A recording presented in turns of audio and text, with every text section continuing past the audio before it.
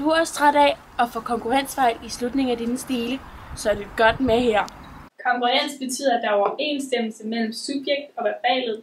Et subjekt kan både stå i første person, anden person og tredje person, men det kan også stå i ental og flertal. Konkurrens går derfor ud på, at man skal bøje verbet, så det passer til vores subjekt. For eksempel, Christopher jumps.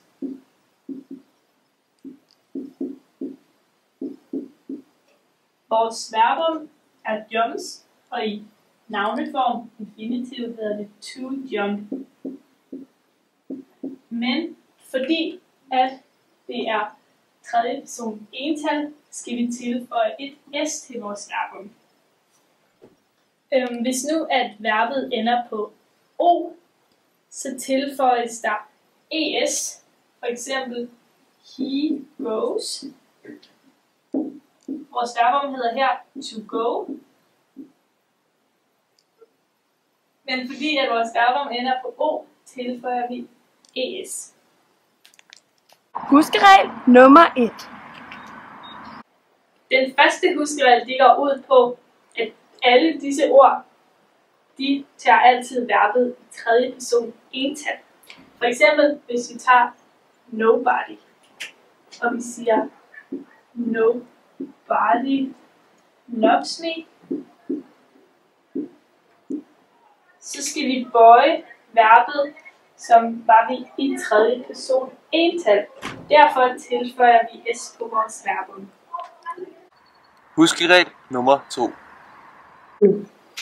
Den anden huskeregel går ud på, at hvis en sætning begynder med være, retter verbet sig i tal efter det egentlige subjekt.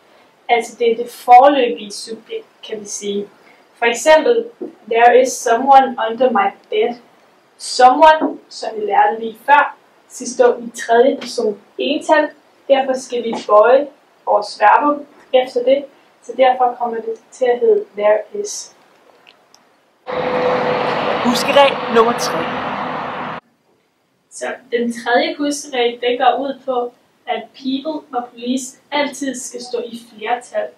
Det betyder, at vi skal bøje vores verbum, som var det, at der stod they. Derfor kommer det til at hedde the police are afraid of me. Huskeregel nummer 4.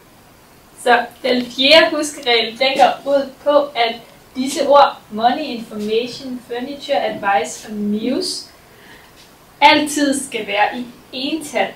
For eksempel, my money was covered in blood. Vi skal skrive sætningen, som var money, i tredje person ental. Derfor hedder det my money was. Huskeregel nummer 5. Den femte huskeregel, den går ud på, at disse ord, who, which og that, både kan stå i ental og flertal, alt efter hvilket ord de fører hen til.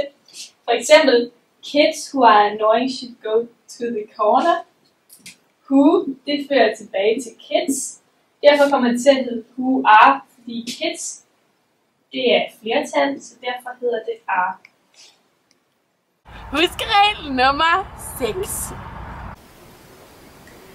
Den sjette huskeregel, den går ud på, at disse vendinger her, de kan enten både stå i ental eller flertal, de øverste her,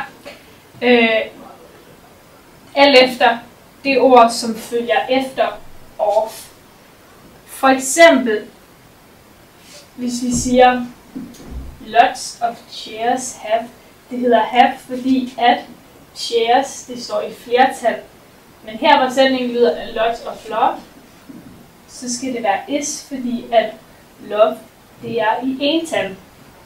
Men disse vendinger, de kan både også stå i ental eller flertal underforstået. Det vil sige, hvis nu man snakker om nogle mænd, og man siger, some were stupid, så fører man tilbage til mændene, og mænd, det er flertal, derfor hedder det were. Men hvor det her, i dette eksempel, der er det, hvor man snakker om underforstået om the pie, det er ental, derfor hedder det was. Men denne vending hernede, den skal dog altid stå i flertal, derfor så hedder det a number of soldiers were shot. Og til sidst, huskeregel nummer 7. Den syvende husregel, det handler om kollektiver, og kollektiver, det er ord, som enten kan opfattes som ental eller flertal, alt efter om der tænkes på helheden eller på de enkelte medlemmer af gruppen. Og de vigtigste kollektiver er family, government, crew, team, flock, herd og army. Så har vi 2 eksempler. Det første eksempel, the flock ran off the cliff. Her, der tænker man på helheden. Det vil sige, at vores verbum, det skal stå i flertal. Derfor hedder det the flock ran. Og derimod, i det næste eksempel, det hedder the flock runs in different directions. Der tænker man på de enkelte individer i flokken. Derfor kommer det til at hedde the flock runs, fordi at runs, det skal stå i ental. Tak fordi du så med, og så håber jeg, at du har lært noget.